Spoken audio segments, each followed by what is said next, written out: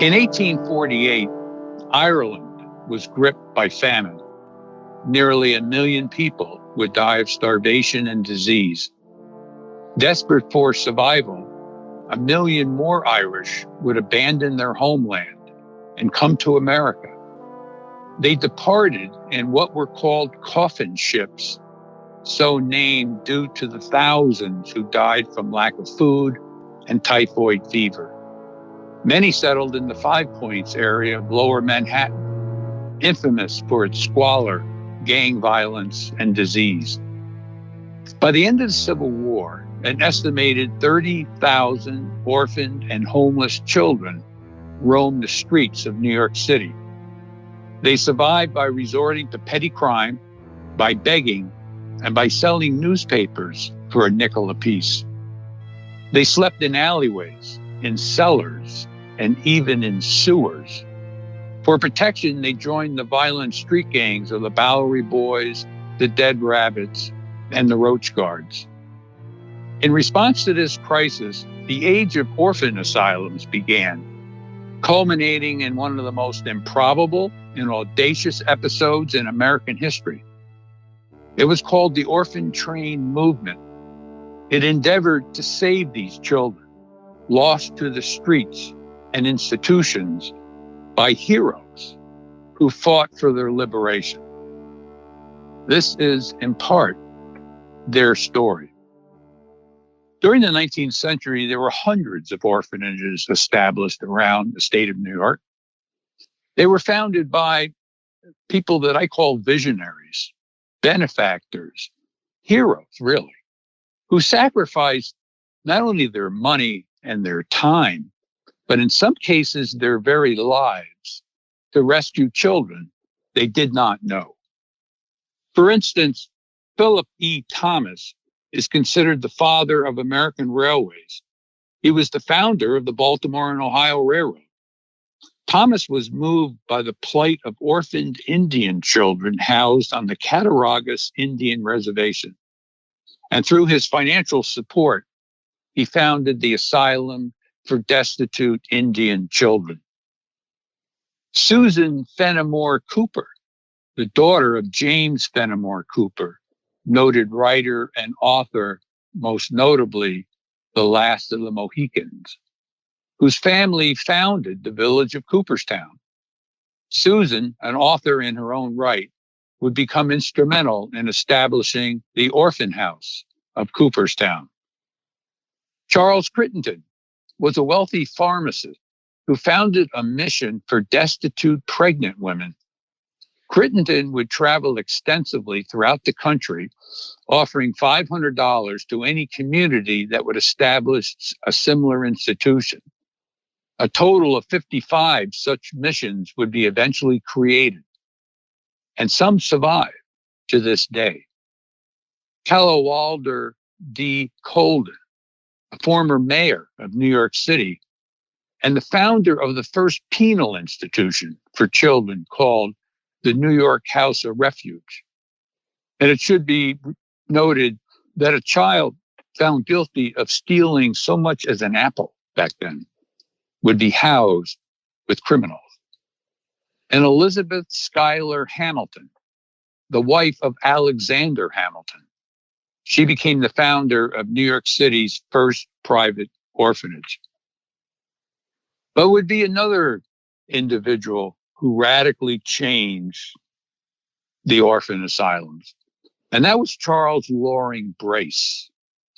He was born in 1826, and he found himself living among society's most influential people.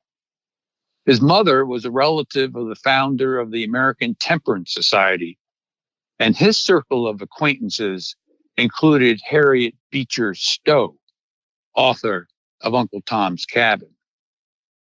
Brace would go on to graduate from Yale Divinity School, becoming ordained as a Presbyterian congregational minister. And it's where he could have stayed, living a life of prosperity. But instead, he moved to New York City, where he joined Louis M. Pease as an assistant, where he was brought into contact with the poor, especially their children, commonly referred to by the police as street rats. Brace eventually went on to become the director of the Children's Aid Society, which exists to this day. He would ultimately write a number of books about his experiences, including most famously, The Dangerous Classes of New York. But he was also instrumental in bringing about the Orphan Train movement. It would alter the course of American history. Around the same time that Charles Loring Brace was beginning his work on behalf of homeless children in New York City, Sister Mary Irene Fitzgibbon of the Sisters of Charity felt God's calling as well.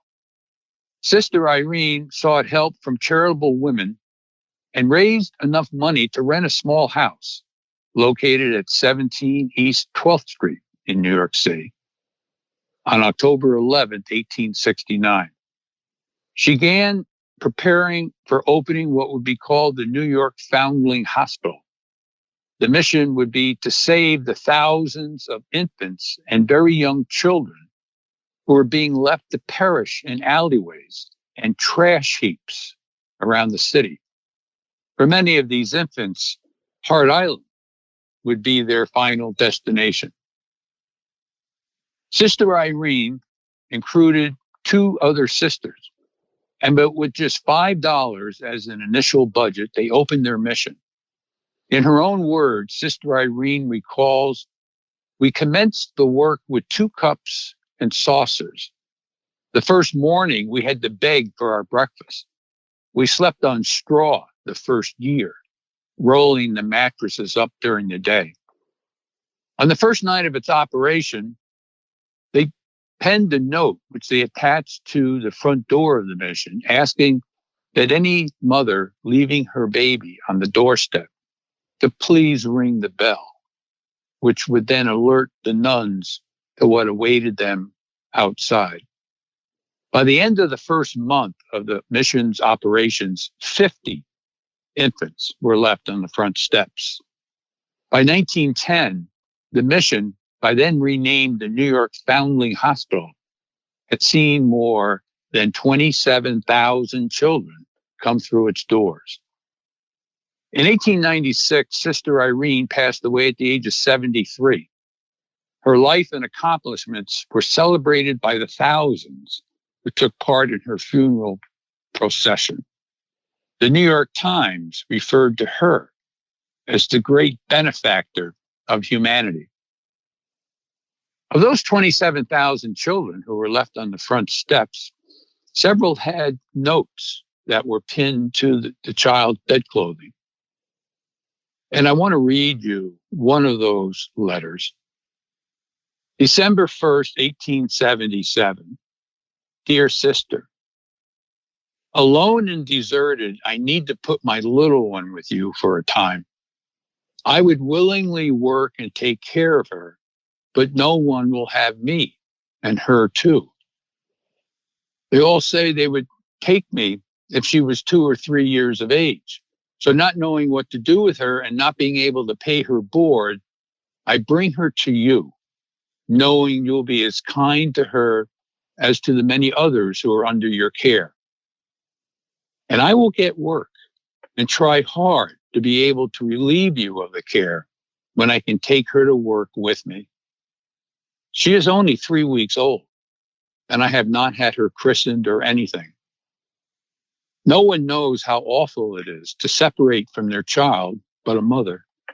But I trust you will be kind, and the only consolation I have is if I am spared and nothing prevents, and I lead an honest life, that the Father of us all will permit us to be reunited. Signed, a mother. He led a remarkable life. Businessman, soldier during the Civil War, and a priest. His formal name was Nelson Henry Baker, but most people would come to know him as simply Father Baker. Upon becoming a priest, his first assignment was with Father Hines, at Limestone Hill, an orphanage for boys in Buffalo, operated by the Catholic Church. Father Baker's first stay at Limestone Hill lasted only a year, at the end of which he resigned in the belief that the financial woes troubling the institution were beyond his solution. He then transferred to another parish, but after a brief stay, he was directed by the bishop to return to Limestone Hill to complete his work. He immediately took upon himself to write an estimated 10,000 letters by hand to Catholic women who the Church had identified as supporters of charitable works. He asked that they become members of an orphanage association called Our Lady of Victory, asking for an annual donation of 25 cents. The response was such that not only did he satisfy the institution's remaining debts, but in addition, he was able to do extensive renovations to the buildings and grounds, including the construction of a new chapel. Sometime after completing the working boys' home, he was summoned to nearby canal where a dredging project was underway. During the process, a large quantity of bones and bodies were discovered. The remains of babies and small children drowned by unwed and indigent mothers, unwilling to bear the burden and shame of having borne a child out of wedlock. Father Baker vowed at that time to provide an alternative to these women and established the Our Lady of Victory Infant Home for unwed mothers and their babies. To ensure that these expecting mothers would have a safe sanitary place to give birth, he followed by building a maternity hospital, to which a general hospital was later added. Father Nelson Henry Baker passed away of natural causes in 1936. He was 95 years of age. Those sharing recollections of his life attributed to him a number of miracles. In 1987, Father Nelson Henry Baker was named a servant of God by the Vatican. In January of 2011, Pope Benedict XVI moved the process past the first step towards sainthood, declaring him Venerable Nelson Baker. The Orphan Trains is a descriptive name used to identify the process of what was called back in the 19th century placing out, in which homeless, abandoned, and orphaned children living in poverty on the streets of New York City during the latter half of the 19th century and the early parts of the 20th century, and eventually which include other cities, were sent by train to live with rural farming families out west. The program was the brainchild of Charles Loring Brace, the founder of the Children's Aid Society. Brace hit on the idea of sending groups of children to the country and literally letting local residents simply pick out the child they wanted for themselves. Despite the criticism to come, Brace portrayed the program as more humane and effective than the best institutional care and vastly cheaper. The first orphan train carried 54 boys and left New York City on September 20th, 1854. Brace counted that local farmers would be attracted to the idea of having additional hands help around the farm. However, those accepting these children had to commit to providing the orphans with the same food, the same clothing, the same education, and the same spiritual training that they would for their own biological children.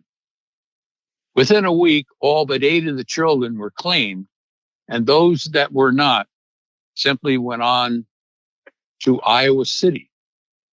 And it should be remembered that not all the children, of course, were chosen at each stop.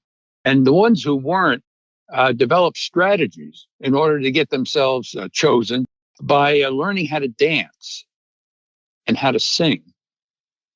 By 1929, the Orphan Trains would have transported more than 250,000 children to 45 states. The children were also sent as far away as Mexico and Canada. Here's how it worked. In advance of the arrival of the children, local newspapers, or through the use of flyers, would announce homes wanted for orphans. In each town, a screening committee would be assembled, usually consisting of the town doctor, a member of the clergy, the editor of the newspaper, a respected merchant, and a teacher. And upon arrival, the children would be brought to a local gathering place, an opera house, a town hall, or a church, where local families interested in adding a child would visit with and physically inspect those available. If a match could be made, an agreement would be established, and an actual contract would be written between the family and the child. Unfortunately, this process made no account for siblings, most of whom were separated. In its own annual report, the society would often print letters from the children, which, though positive in content, often ended with, "If you should see my brother, please tell him where I am." In 1864, in Hell's Kitchen, New York City, Mary Ellen Wilson was born. Her destitute mother began boarding her out, and eventually she came to live with a woman by the name of Mary McCormick, who began to almost immediately physically abuse her. Alerted to the abuse by a missionary, a man by the name of Henry Berg, then the president and founder of the New York Society for the Prevention of Cruelty to Animals, began an investigation, which resulted in Mary McCormick being arrested and brought to trial. Mary Ellen Wilson, now 10 years old, testified at that trial. And here are her verbatim comments. "My father and mother are both dead. I don't know how old I am. I have no recollection of a time when I did not live with the Connollys. Mama has been in the habit of whipping and beating me almost every day. She used to whip me with a twisted whip, a piece of rawhide. The whip always left a black and blue mark on my body. I now have black and blue marks on my head, which were made by Mama, and also a cut on the left side of my forehead, which was made by a pair of scissors. She struck me with the scissors and cut me. I have no recollection of ever having been kissed by anyone. I have never been kissed by Mama. I have never been taken on my mama's lap and caressed or petted. I never dared to speak to anybody because if I did, I would just get whipped. I do not know why I was whipped. Mama never said anything to me when she whipped me. I do not want to go back to live with Mama because she beats me so. I have no recollection of ever having been on the street in my life." As the direct result of this case, the New York Society for the Prevention of Cruelty to Children was founded. And ironic, of course, as it followed the Organization for Cruelty to Animals. And as for Mary Ellen Wilson, she would go on to marry, have 2 daughters, both of whom became school teachers. In addition, she adopted a 3rd daughter who went on to become a successful businesswoman. Mary Ellen Wilson, for the most part, lived a quiet life, and passed away in 1956 at the age of 95. Emily Reese was born to Louis and Laura Amelia Reese in 1892. Her parents separated shortly thereafter, and Emily and her older brother Richard were remanded to the custody of the Society for the Prevention of Cruelty to Children. In 1905, Emily was sent to the Elizabeth Home for Girls, described as an institution that housed girls deemed incorrigible. An initial placement with a family in New Rochelle did not work out, and Emily was returned to the Elizabeth Home. In 1906, at the age of 13, Emily was put on an orphan train destined for Iowa. However, during a stopover in Chicago, it was arranged for Emily to be taken into the household of a Mr. and Mrs. Parker. Less than a year later, Mrs. Parker became seriously ill, and Emily was removed from the home. She was to experience multiple placements with various families in Iowa, moving from one to the next for reasons that varied from concerns about her past, quarreling with other children, a misfortune involving theft, and another family's relocation to another state. In 1910, at the age of 18, Emily was placed with yet another family in Milton Junction, Wisconsin. Here, she helped with the chores, teamed with the lady of the house to enter frequent baking contests with much success, and from where she was able to study nursing. Eventually, Emily returned to Wisconsin, where she met her future husband, Earl Kidder. They were to have 7 children together. In 1927, she returned for a brief visit to New York City, where she had the opportunity to meet the brothers and sisters she never knew. In March of 1986, Earl and Emily Kidder celebrated their 74th wedding anniversary. Earl passed away in July of that same year, and Emily a few months later in November. She was 94 years of age and 81 years removed from her ride on the orphan train. As a part of the orphan train process, there were agents called placement agents who supervised the children both before they left on the orphan train and while they were on the orphan train. And such was a man by the name of Charles R. Fry. His was an extraordinary life, a life devoted to children, poor children. He became foster grandfather to thousands of New York City's neglected slum kids. When he walked down the city's back streets, they came running to him from all directions, calling out his name, catching onto his sleeve and coattails, asking to be picked up and hugged. Charles R. Fry was born in Washington, D.C. before the middle of the 19th century. He was trained in carpentry and cabinet making while he was still in his teens. His father was too poor to send him to high school. In those days, New York City was full of orphaned and homeless boys, street rats, the police used to call them. They slept where they could, in doorways, under stairways, on barges, in discarded packing boxes, and on piles of rubbish. They begged for scraps of food at the kitchen door of restaurants, hotels, and private homes. Some of them earned a little money by selling newspapers, shining shoes, or peddling matches and toothpicks. Others would panhandle. Still others stole. Many went about in gangs. Most of them were without shoes, and many had no shirts. It was the Children's Aid Society which first set about trying to help them. The society opened schools and lodging houses in which, for a few pennies, and it should be remembered that a nominal charge was still made to homeless, destitute children to eliminate from their minds the stigma of charity.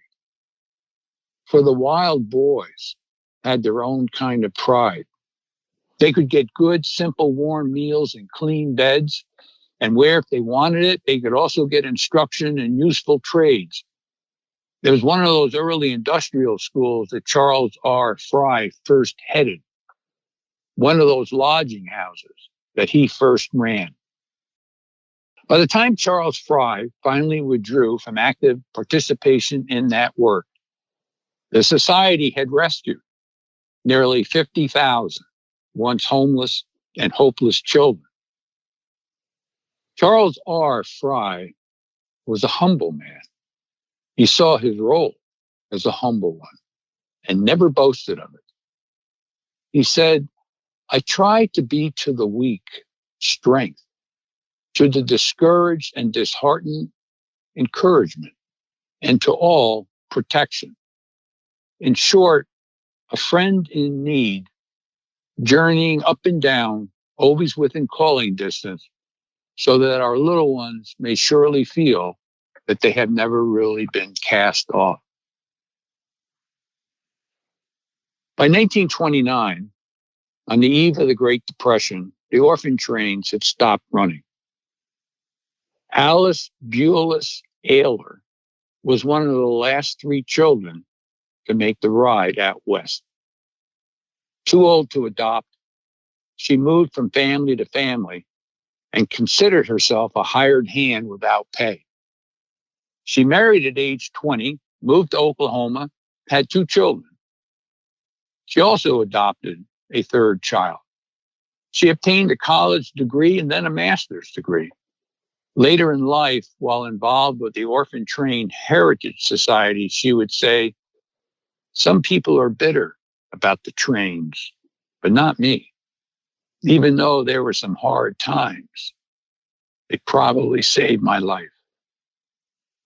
The perception of the orphan trains and of Charles Loring Brace, even today, is generally polarized.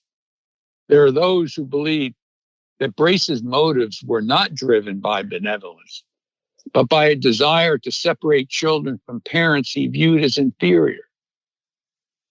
Brace, without the benefit of retrospection and the lessons of more than 100 years, expressed his frustration in the following words: "When a child of the streets stands before you in rags with tear-stained face, you cannot easily forget him. And yet you are perplexed what to do. The human soul is difficult to interfere with. You hesitate. How far should you go?" Today, there are only an estimated 50 living orphan train riders. Their legacy includes 2 children who grew up to become governors. 2 became members of Congress.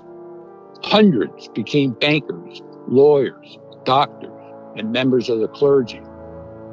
There were thousands who fought at Belleau Wood during World War I and who stormed the beaches at Normandy and Iwo Jima in World War II, and tens of thousands who were members of this country's greatest generation. There are an estimated 2 to 4 million living descendants of the orphan trains. Emily Reese's granddaughter is one of them. They are a testimony to one man's vision and to a remarkable period in American history. And so now it's time to tell this story of children lost to our streets and institutions, and the heroes who fought for their liberation.